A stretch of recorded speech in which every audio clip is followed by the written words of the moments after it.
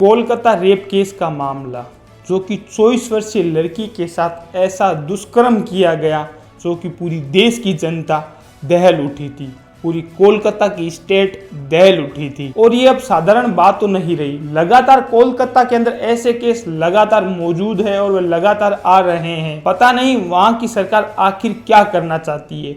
और जो कोई भी ये केस हो रहे हैं उसमें किसका ही नहीं बल्कि ममता की सरकार के होने वाले सदस्य का, या फिर उनके पार्टी के मेंबर का, या फिर कोई उनका रिश्तेदार या फैमिली रिलेटिव बंदा हमेशा मौजूद होता है। वहीं बीजेपी लगातार टीएमसी पर लगातार अटैक कर रही है। वहीं एक दूसरे के अंदर सिर्फ राजनीतिक बातें सिर्फ देखने को मिलती है। कोलकाता के एक प्रतिष्ठित लॉ कॉलेज के अंदर 24 वर्षीय छात्रा के साथ रेप केस हुआ और उसकी मेडिकल रिपोर्ट के अंदर भी क्या आया है, उस लड़की की गर्दन के ऊपर और उस लड़की की पांवों के जांघों के ऊपर से काफी ज्यादा निशान देखे गए हैं। और रिपोर्ट दर्ज होने के बाद ये भी लोगों के सामने आया है कि यौन उत्पीड़न के साथ साथ इस लड़की का मौखिक उत्पीड़न भी किया गया है। और डॉक्टर लोगों ने यह बात पहले ही कह दी है कि इस बात को इनकार भी नहीं किया जा सकता। रेप केस हुआ है यानी कि हुआ है। पश्चिम बंगाल की राज्य सरकार के अंदर चल रहा जो कि एक साउथ लॉ कॉलेज के अंदर एक बहुत ही बड़ा रेप केस मामला आता है,